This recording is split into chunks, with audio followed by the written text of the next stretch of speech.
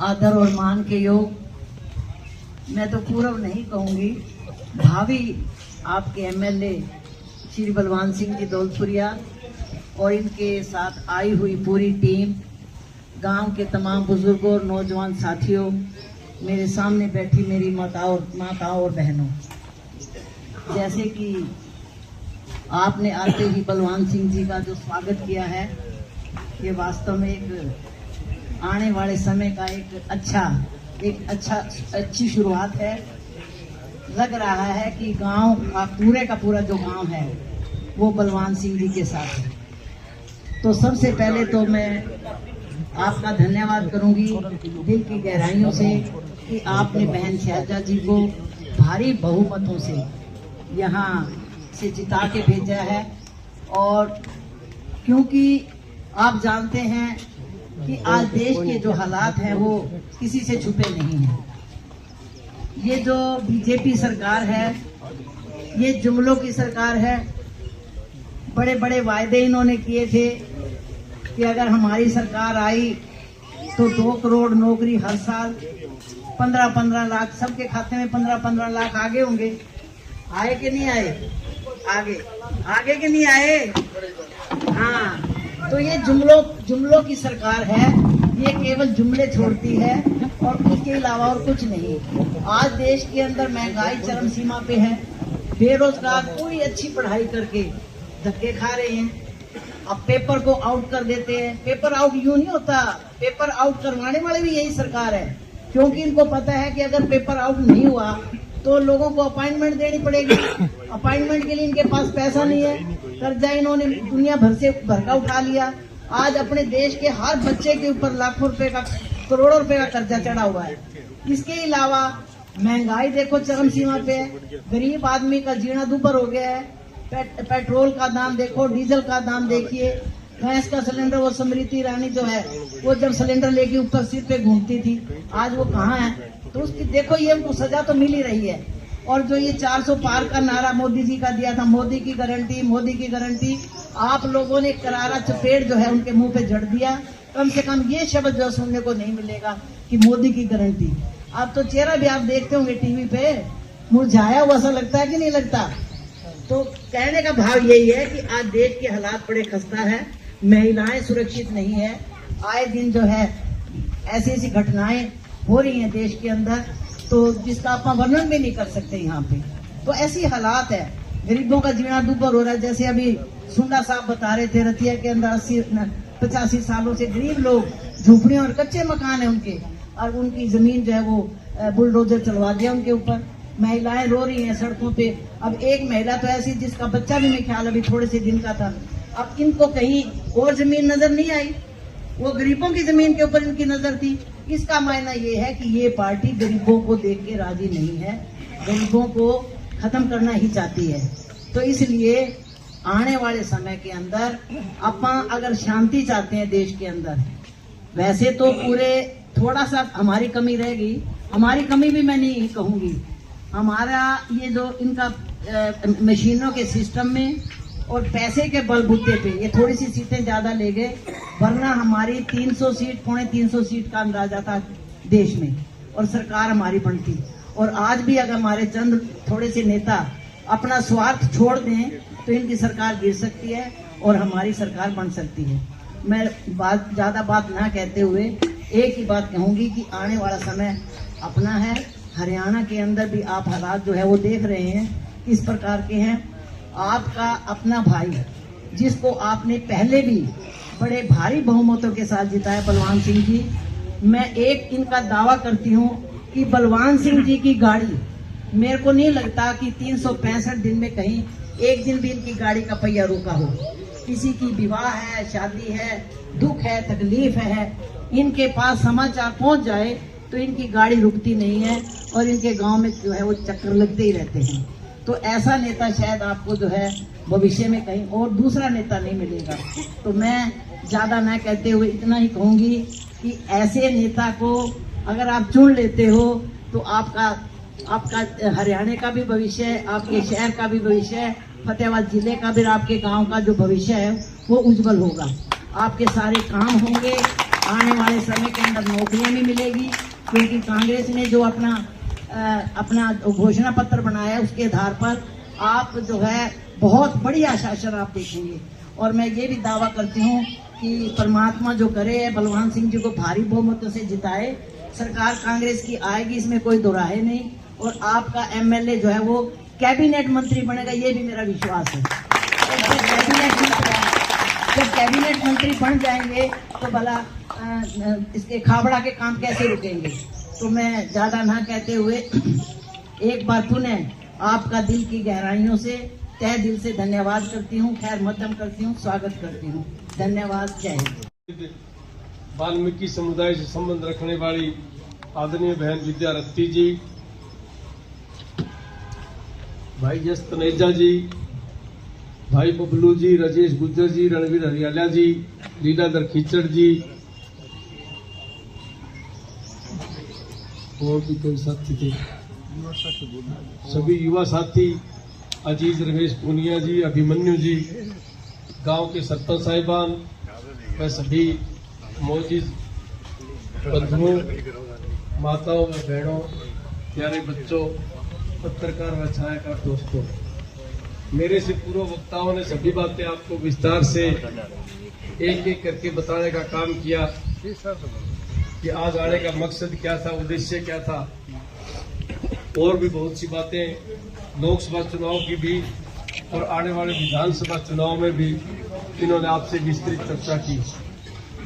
मैं भी मेरी तरफ से और सभी कांग्रेस पार्टी की तरफ से आदरणीय बहन कुमारी शैलजा जी की तरफ से, जो पिछले लोकसभा चुनाव में आपने जो विपरीत परिस्थितियों में दूरदर्शी सोच का परिचय देते हुए आने वाली पीढ़ी के उज्जवल भविष्य के लिए, अपनी नस्ल और फसल बचाने के लिए, बाबा साहब भीमराव अम्बेडकर का संविधान बचाने के लिए जो सभी साथी एकजुट होके कांग्रेस पार्टी के आपने जो सहयोग समर्थन और आशीर्वाद दिया और अपने गांव से 1150 वोटों से जिता के आदरणीय बहन कुमारी शैलजा जी को हिंदुस्तान की सबसे बड़ी पंचायत में भेजने का काम किया, उसके लिए मैं सभी गांव वासियों का तहे दिल से आभार व्यक्त करता हूं, धन्यवाद करता हूं।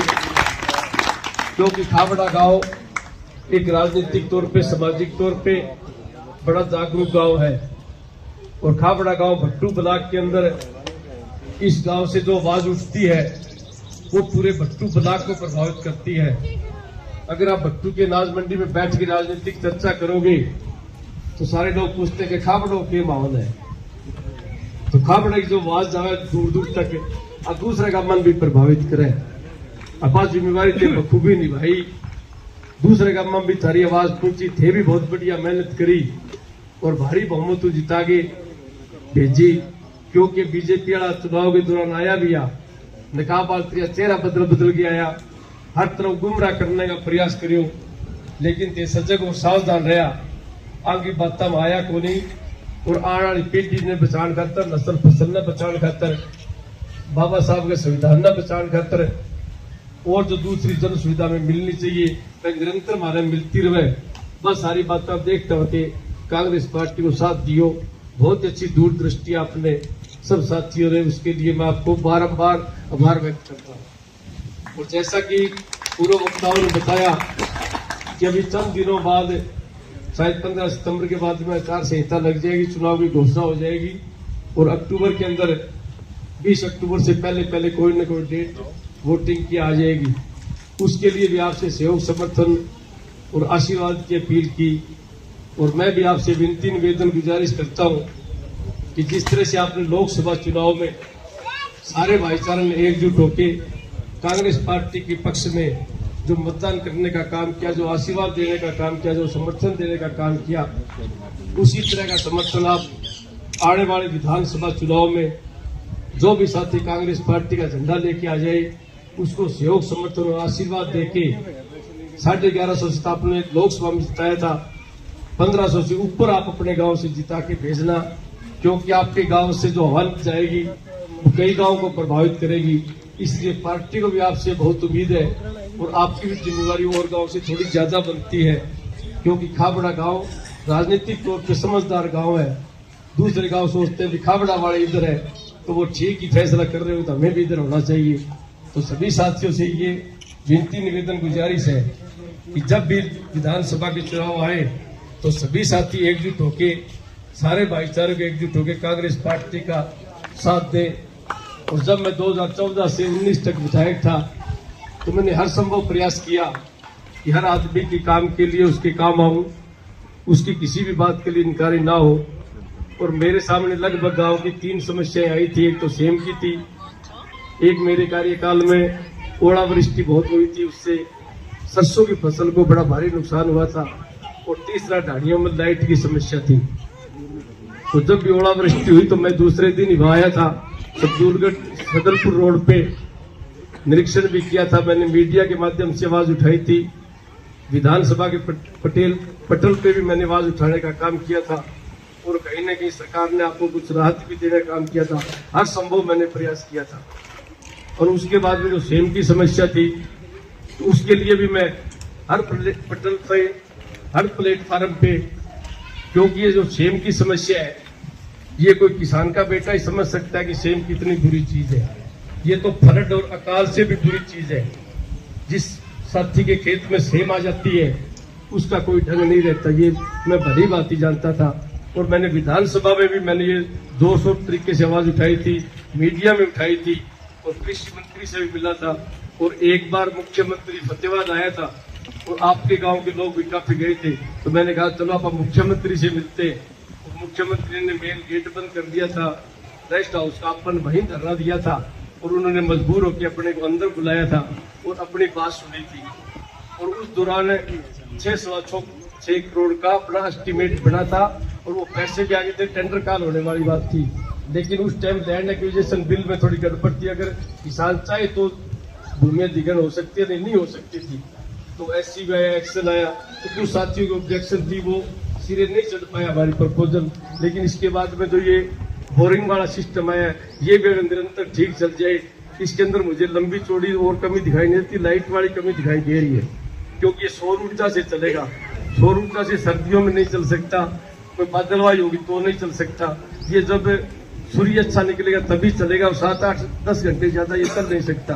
तो सरकार को यहाँ पे निरंतर 24 घंटा में इसकी कनेक्शन करना चाहिए, और एक साथी होता है कौशल रोजगार के तहत उस पर जिम्मेवारी करनी चाहिए भी ये ट्यूबवेल 24 घंटा चले। क्योंकि हम अगर किसी साथी के जिसके खेत में लगा है उसकी जिम्मेवारी तय कर देंगे तो वो शायद 24 घंटा ना चला पाए, क्योंकि सामाजिक आदमी होता है किसान, उसको अपने घर के काम भी होते हैं। तो उसके प्रकौशल के माध्यम से अगर कोई साथी को रोजगार मिलता है तो उसकी जिम्मेवारी बनती है वो 24 घंटे अगर वो चलेगा तो हमें कहीं ना कहीं लाभ मिलेगा।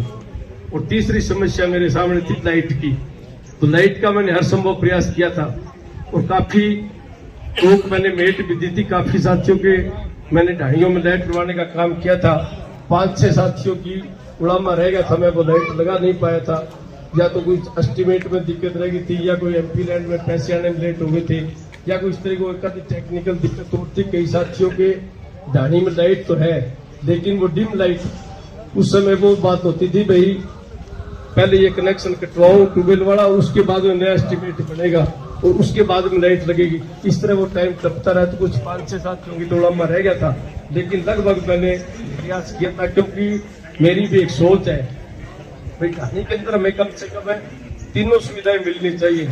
ढाणी का रास्ता पक्का होना चाहिए, वहाँ पे लाइट का प्रबंध होना चाहिए, और वाटर सप्लाई वहाँ पे निरंतर जानी चाहिए। ये 3 सुविधाएं ढाणी के अंदर होनी चाहिए, क्योंकि ना तो लाइट के बगैर काम चलता, ना पानी के बगैर काम चलता। और आजकल बच्चों की वैन हर ढाणी में जाती है, रास्ता पक्का ना हो तो बच्चों की वैन जाने में भी दिक्कत होती है। मैं सोचता हूँ तीनों ढाणियों में, तीनों ये जो हमारी मांग है ये तीनों पूरी होनी चाहिए प्रत्येक ढाणी में। और मैं आपको विश्वास दिलाता हूँ इस बार संभावनाएं व्यापक है, क्योंकि टिकट तो मिलनी है सर्वे के आधार पे, और सर्वे भी लगता है ठीक ठाक आना चाहिए।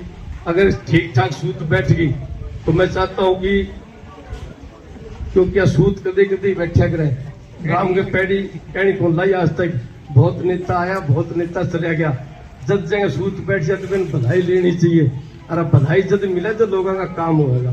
तो मैं सोचूं मैं सूत बैठ गया तो एक तो ढाणी वाली टोक मेटा, 3 सुविधा ढाणी मिलनी चाहिए। और आज सेम की जो समस्या है मेरी सोच है भी जो कांग्रेस को घोषणा पत्र बनाए बेग में पूरा हरियाणा में आपा भाई हरियाणा सरकार इसको कोई मास्टर प्लान बनावे पूरा हरियाणा की भूमि से मुक्त करे। क्यों तो सरकार का लारा स्केल पर ही कर सके सरकार सेम की बड़ी भारी समस्या है। घोषणा पत्र में ऐड करवाने हर संभव प्रयास करांगा कि पूरा हरियाणा में जितना भी सेम है सरकार कोई मास्टर प्लान बनावे बिन सेम मुक्त करे। जब तक वह सेम मुक्त न है तो सरकार किले के अनुसार हर साल में मुआवजो दे ताकि वो भी अपना लालन पालन कर सके। और भी जो बहुत सी छोटी मोटी बात है अगर सरकार में ठीक ठाक रह गया तो सारी बात तो कोई कहने की जरूरत को नहीं, ना कोई खाबड़ा मेरे करने कर जाने की सिफारिश की जरूरत है। फलाना आदमी लेके जाऊंगा तो मिलेगा। अगर मैं कह साथी नाम भूल जाऊं अगर वो आगे कहते हुए खाबड़ गाँव मेरा यो काम है तो भी मैं पग जूती को नहीं कर दूं। तो आते सोचना कि यो भी फलानो आदमी आओ कोई हमारी जानकारी होगी।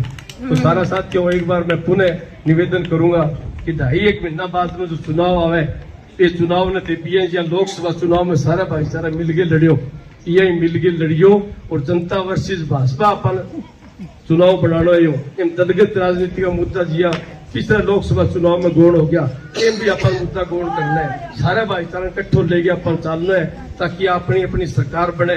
आज कांग्रेस पार्टी की सरकार बनेगी तो बहन जी की महंगाई बहुत बढ़ रही है। कोई भी सरकार आ जाए महंगाई एकदम कम कौन कर सके लेकिन किन की पीसा गोज की मांगी सहायता जरूर कर सके। तो कांग्रेस पार्टी घोषणा कर रखी है जब भी पार्टी की सरकार बनेगी तो बुढ़ापा पेंशन 6,000 रुपया करी जाएगी। अगर एक घर में 12,000 रुपया महीने का लग जाए तो कठिन कठिन महंगाई बने राहत मिलेगी।